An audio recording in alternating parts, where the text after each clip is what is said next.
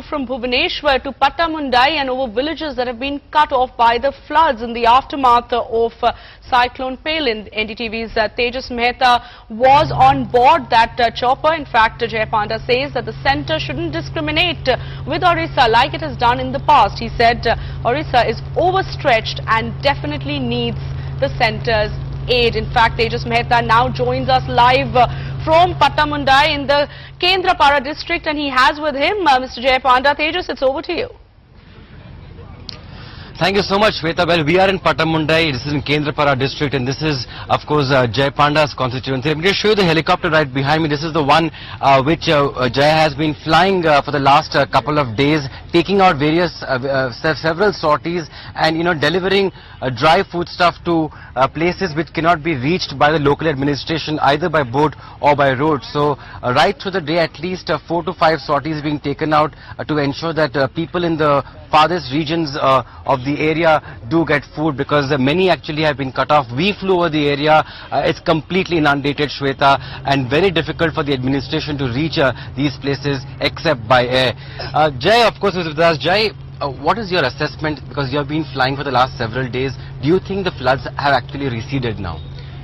Let me put it this way. First of all, I think the biggest aspect of managing any natural disaster is early preparations, and the preparations for the cyclone have helped a lot.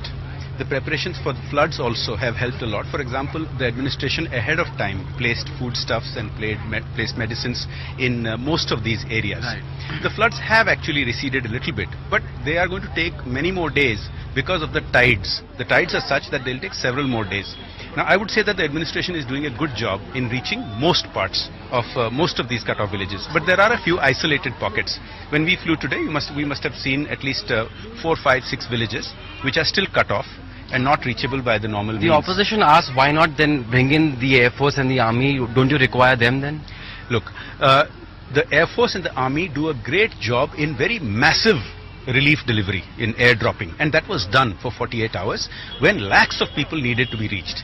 The Air Force and Army not very good in picking out isolated points, because this information is not easily available. Communications have been disrupted. Only after you come here and set up base here do you find a village here or a village there. So I would say that in terms of volume, the work that we are doing here is actually quite small. It is just that we are supplementing the efforts of the administration.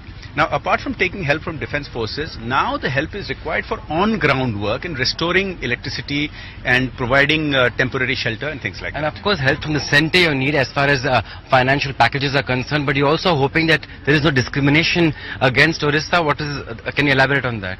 Well, there has been for a very long time, because of many specific instances, a widespread feeling in Odisha that there is discrimination from the centre over decades. It's not a new thing. And here is an occasion where I think the centre can actually redeem itself. It can demonstrate that there is no stepmotherly treatment. It can demonstrate that it reaches out to Odisha, provides us financial and other help in line with what is actually required on the ground, without any kind of discrimination. So what would your appeal be to them in direct words? My appeal to the centre would be exactly this. Here is an occasion to redeem your image. Please give Odisha what it needs, and do not cut corners. Do not undo the damage of the past image that exists, that Odisha gets stepmotherly treatment from the centre. Right. On a lighter note, of course, we don't have many of our MPs driving their own cars. So an MP, Lok Sabha MP, that flying in a chopper and doing some relief work. People are really quite amazed seeing you in the skies and doing some amazing work here. Well, not my constituency people. As you can see, they're quite familiar. I, of course, spend a lot of time on the ground on motorcycles, going around from village to village. But I'm glad that as a pilot, apart from indulging my passion, I'm able to, when such an occasion arises, serve my people and aid and supplement the efforts of the government and the various agencies.